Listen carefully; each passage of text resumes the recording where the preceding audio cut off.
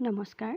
আজিৰ আলোচ্য বিষয় ক্ৰিয়াপদ আৰু ক্ৰিয়াপদৰ বিভিন্ন ভাগসমূহ যেনে সমাপিকা ক্ৰিয়া, অসমাপিকা ক্ৰিয়া আৰু সকৰ্মক অকৰ্মক ক্ৰিয়া। তাৰে আমি ক্ৰিয়াপদ কি হয় ইয়াৰ সমাপিকা আৰু অসমাপিকা ক্ৰিয়াৰ বিষয়ে এই ভিডিঅ'টোত আলোচনা কৰিম। পৰৱৰ্তী ভিডিঅ'সমূহ পাবৰ বাবে চেনেলটো ছাবস্ক্ৰাইব কৰিবলৈ নাপাহৰিব। আহকচোন।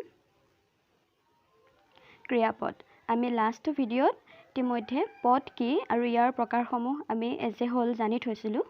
ক্ৰিয়াপদ কি আছিলে? যি পদে কোনো কাম কৰা বা হোৱা বা ঘটা বুজায় তেনে পদকে ক্ৰিয়াপদ বোলে। অৰ্থাৎ আমি যি কৰোঁ সেয়াই হৈছে ক্ৰিয়াপদ, যিয়ে কোনো কিবা এটা কৰা বুজায়। যেনে আছিলে মই পঢ়ি আছোঁ, ল'ৰাবোৰে ক্ৰিকেট খেলিছে, সি ভাত খাই স্কুললৈ গৈছে। ইয়াতে যি পঢ়ি থকাটো এটা কাম, খেলাটো এটা কাম, খেলিছে সেইকাৰণে এইখিনি অলপ মই বল্ড কৰি দিছোঁ। ঠিক তেনেকৈ খাই খোৱাটো এটা কাম, হয়নে? ক্ৰিয়াপদ কি আমি ইতিমধ্যে জানিছোঁ। এতিয়া তাৰ ভাগসমূহলৈ যাওঁ। ক্ৰিয়াপদৰ শ্ৰেণী বিভাগ। ক্ৰিয়াপদসমূহক দুই ধৰণে ভাগ কৰিব পাৰি।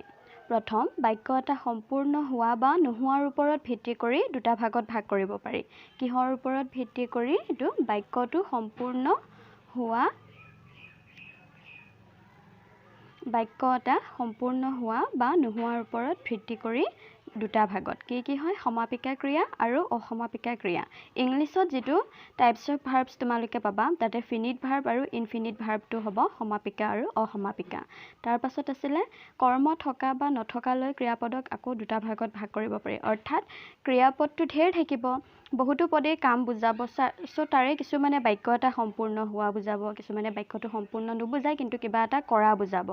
সেইবোৰৰ ওপৰত ভিত্তি কৰি আছিলে সমাপিকা আৰু অসমাপিকা। কিন্তু কিছুমান ক্ৰিয়াপদৰ আকৌ কোনো কাম বুজাব, কিছুমানে আকৌ একো কাম নুবুজাব। কিন্তু হয় এটা কিবা এটা কৰা বুজায় কিন্তু তাত কোনো কাম কৰাটো নুবুজায়, মানে কৰ্ম কৰাটো।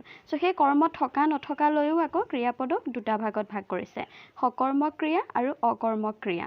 তোমালোকে ইংলিছত পাইছে চাগে, ইংলিছ গ্ৰামাৰত যে ট্ৰেনজিটিভ এণ্ড ইনট্ৰেনজিটিভ ভাৰ্ব। আহাচোন চাওঁ। এতিয়া আহিলে সমাপিকা ক্ৰিয়া। আমি সমাপিকা শব্দটো শুনোতেই আমি এই বস্তুটো মনত ৰাখিব লাগিব, সমাপিকা মিন্স সম্পূৰ্ণ। ইয়াত কি দিয়া আছে? যিবোৰ ক্ৰিয়াই বাক্য সম্পূৰ্ণ হোৱা বা অৰ্থ সম্পূৰ্ণ হোৱা বুজায় সেইবোৰ ক্ৰিয়াকেই সমাপিকা ক্ৰিয়া বোলে। ক্ৰিয়াপদটো ঢেৰ থাকিব। যিকেইটা ক্ৰিয়াপদে বাক্যটো সম্পূৰ্ণ হোৱা বুজাব আৰু বাক্যটোৰ সম্পূৰ্ণ অৰ্থও বুজাব তেনেকেইটা ক্ৰিয়াপদ হৈছে সমাপিকা ক্ৰিয়া। যেনে ইয়াতে আছে মই কিতাপ পঢ়িলোঁ, হয়নে? তেওঁ ভাত খাইছে। ইয়াতে ভাৰ্ব কোনটো হয়, মানে ক্ৰিয়াপদ কোনটো হয়? পঢ়িলোঁটো, হয়নে? ঠিক তেনেকৈ খাইছেটো হয় ক্ৰিয়াপদ। পঢ়িলোঁ, কামটো শেষ হৈ গ'ল, বাক্যটোও সম্পূৰ্ণ হৈছে, অৰ্থও বুজাইছে। ঠিক তেনেকৈ তাই ভাত খাইছে, কাম কৰাও বুজাইছে, বাক্যটোও সম্পূৰ্ণ হৈছে আৰু ধুনীয়া অৰ্থ বুজাইছে। যিবোৰ পদে এনেধৰণে বাক্য এটা সম্পূৰ্ণ কৰি অৰ্থ বুজাব সেইবোৰ হ'ব সমাপিকা ক্ৰিয়া। ইয়াতে এটা মন কৰিবলগীয়া কথা আছে, যেনে সমাপিকা ক্ৰিয়াত পুৰুষ কাল বাচ্য অনুযায়ী ক্ৰিয়া বিভক্তি যোগ হয়। সমাপিকা ক্ৰিয়াত কি হয়? ক্ৰিয়া বিভক্তি যোগ হয়। এতিয়া এই যে ক'লোঁ পুৰুষ অনুযায়ী, কাল অনুযায়ী, বাচ্য অনুযায়ী ক্ৰিয়াবোৰ কি হয়, মানে ক্ৰিয়া বিভক্তিবোৰ বেলেগ বেলেগ হয় আৰু সেইবোৰ সমাপিকা ক্ৰিয়াত ব্যৱহাৰ হৈহে বাক্যটোৰ অৰ্থ বুজায়। এতিয়া আহিলে ক্ৰিয়া বিভক্তিনো কি? আমি ক্ৰিয়া বিভক্তি, প্ৰত্যয় এইবোৰ বাৰু বেলেগ ভিডিঅ'ত আমি পিছলৈ পঢ়িম। এতিয়া জাষ্ট তোমালোকে জানি থ'ব লাগিব যে ধাতুৰ পিছত ভিন ভিন কাৰকত, ভিন ভিন পুৰুষত ভিন ভিন কি হয়? প্ৰত্যয় যোগ হয়, অৰ্থ প্ৰকাশ কৰে। সেইবোৰ হৈছে ক্ৰিয়া বিভক্তি। কোনবোৰ হ'ব? যেনেকৈ এই যে পঢ়িলোঁ, ইলু লগ লাগিলে, হয়নে? পঢ়াটো হৈছে এটা ক্ৰিয়াপদ, তাৰ লগত ইলু লগ লাগি কি হ'ল? পঢ়িলোঁ, তেতিয়াহে বাক্যটোৰ অৰ্থ বুজাইছে। ঠিক তেনেকৈ খাইছেটোত চে মানে বিভক্তি লগ লাগিছে।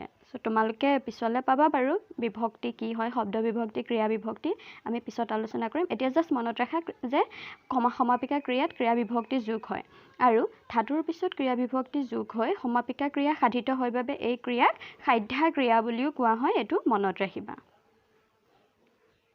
এতিয়া আহিলে অসমাপিকা ক্ৰিয়া। এতিয়া সমাপিকা মানে আমি সম্পূৰ্ণ মনত ৰাখিছোঁ যিহেতু, অসমাপিকা মানে কি হ'ব? অসম্পূৰ্ণ, যিয়ে সম্পূৰ্ণ নুবুজাব, কিনো আছে। যি ক্ৰিয়াই কোনো বাক্য সম্পূৰ্ণ হোৱা নুবুজায় তেনে ক্ৰিয়াকে অসমাপিকা ক্ৰিয়া বোলে। অৰ্থাৎ এই ক্ৰিয়াপদবোৰে কি কৰে, বাক্যটো সম্পূৰ্ণ হোৱা নুবুজায়। কোনো কাম বুজায়, যিহেতু সি ক্ৰিয়াপদ গতিকে কাম কৰা বুজাবই, কিন্তু বাক্যটো সম্পূৰ্ণ হোৱা নুবুজায়। কেনেকৈনো হয় সেইটো চোৱা। যেনে ৰীণাই খবৰটো শুনি বৰকৈ হাঁহিলে। ইয়াতে এইটো শুনিটো দেখিছা, শুনিটো বল্ড কৰা হৈ আছে, হাঁহিলেটো বল্ড কৰা হৈ আছে। ইয়াতে ৰীণাই খবৰটো শুনি বৰকৈ হাঁহিলে, শুনিটো এটা ভাৰ্ব অৰ্থাৎ ক্ৰিয়াপদ আৰু হাঁহিলেটো এটা ক্ৰিয়াপদ। ইয়াতে ৰীণাই খবৰটো শুনি, এইখিনিলৈকে হ'ল। শুনি শব্দটোৱে জানো বাক্যটোৰ সম্পূৰ্ণ অৰ্থ বুজাইছে? নাই বুজোৱা। এনেকুৱা লাগিছে যে শুনি তাৰ পাছত আৰু কিবা আছে, বাক্যটো সম্পূৰ্ণ হোৱা নাই, শেষ হোৱা নাই, হয়নে? চ' তাৰ পাছত আছে বৰকৈ হাঁহিলে। হাঁহাটো এটা ক্ৰিয়াপদ, কিন্তু হাঁহিলেটোৱে কি কৰিছে, গোটেই বাক্যটো সম্পূৰ্ণ হোৱা বুজাইছে আৰু ই অৰ্থ প্ৰকাশ কৰিছে বাক্যটোৰ, হয়নে? সম্পূৰ্ণ হৈছে আৰু সম্পূৰ্ণ অৰ্থও প্ৰকাশ কৰিছে। গতিকে ইয়াতে কি হ'ব, শুনিটো হ'ব অসমাপিকা, কাৰণ শুনিটোৱে বাক্যটোও সম্পূৰ্ণ কৰা নাই আৰু অৰ্থও বুজোৱা নাই, কাৰণ পিছলৈ আৰু কিবা আছে, আমাক খালী খালী লাগি আছে সেইখিনিলৈকে পঢ়িলে, হয়নে? কিন্তু হাঁহিলে এইখিনি পঢ়ালৈকে বাক্যটো সম্পূৰ্ণ হৈছে, অৰ্থ বুজিছে। গতিকে এই হাঁহিলেটো হ'ব সমাপিকা আৰু শুনিটো হ'ব অসমাপিকা ক্ৰিয়া। ঠিক তেনেকৈ মই কিতাপ পঢ়ি স্কুললৈ যাম। মই কিতাপ পঢ়ি বাক্যটো শেষ হোৱা নাই, পঢ়া এটা কাম বুজাইছে, ক্ৰিয়া বুজাইছে, গতিকে সেই ক্ৰিয়াপদ হয়েই, কিন্তু যিহেতু ই বাক্যটো সম্পূৰ্ণ কৰা নাই, গতিকে পঢ়িটো হ'ব অসমাপিকা। আৰু এই যে স্কুললৈ যামটোৱে গোটেই বাক্যটোৰ অৰ্থ বুজাই দিলে, হয়নে? যামটোৱে কাম এটাও শেষ কৰা বুজালে, গতিকে যামটো হ'ব সমাপিকা। আশা কৰোঁ তোমালোকে সমাপিকা আৰু অসমাপিকা ক্ৰিয়াপদবোৰ বাছি উলিয়াব পাৰিবা। এতিয়া ইয়াতে আৰু এটা মন কৰিবলগীয়া কথা আছে। অসমাপিকা ক্ৰিয়া বুজাবলৈ ধাতুৰ পিছত ই প্ৰত্যয় যোগ কৰা হয়। চ' প্ৰত্যয় কি তোমালোকে জানিছা চাগে, আৰু যদিও জনা নাই পিছৰ ক্লাছত বাৰু আলোচনা কৰিম।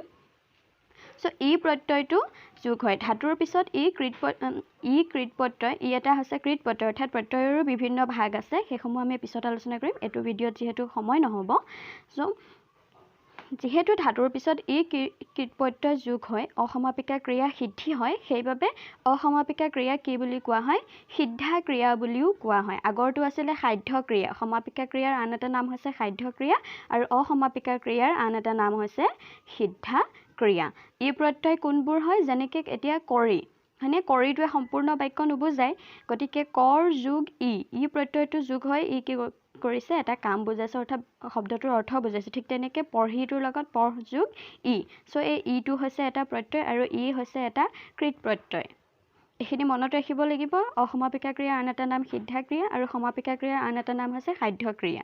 বাকী চাগে বুজিছা। আহাচোন আমি কেইটামান টেষ্ট কৰোঁ। ইয়াত চোৱা, ৰচকী বায়ে হাঁহি মাতি নাচি বাগি নিজক পাহৰি যায়। চ' ইয়াতে ক্ৰিয়াপদ কোনকেইটা বাৰু? হাঁহি, মাতি, নাচি, বাগি, গোটেইকেইটা। অৰ্থাৎ আমি ইয়াৰ পৰা কি বুজিলোঁ, যে এটা বাক্যত এক বা একাধিক কি থাকিব পাৰে, অসমাপিকা ক্ৰিয়া থাকিব পাৰে। ৰচকী বায়ে হাঁহি মাতি নাচি বাগি, এইকেইটা হৈছে অসমাপিকা ক্ৰিয়া, কাৰণ একেটা বাক্যটো সম্পূৰ্ণ কৰা নাই, নিজক পাহৰি যায়। চ' এই পাহৰি যোৱাটো হৈছে সমাপিকা ক্ৰিয়া, ই বাক্যটো সম্পূৰ্ণ কৰিছে আৰু অৰ্থ বুজাইছে। ঠিক তেনেকৈ ৰামে শুই উঠি চাহ জলপান খালে। চ' শুই উঠিটো এটা ক্ৰিয়া আৰু খালেটো এটা ক্ৰিয়া। চ' ইয়াতে উঠিটো কি হ'ব, উঠিটোৱে জানো বাক্যটোৰ অৰ্থ বুজাইছে? সম্পূৰ্ণ বাক্যটো শেষো কৰা নাই, অৰ্থও বুজোৱা নাই, হয়নে? গতিকে উঠিটো হ'ব অসমাপিকা ক্ৰিয়া আৰু খালেটো হ'ব সমাপিকা ক্ৰিয়া। বাকী দুটা উদাহৰণৰ পৰা তোমালোকে সমাপিকা ক্ৰিয়া কোনকেইটা আৰু অসমাপিকা ক্ৰিয়া কোনকেইটা বাছি উলিয়াবা। আশা কৰোঁ ভিডিঅ'টো বুজি পালা। Thank U.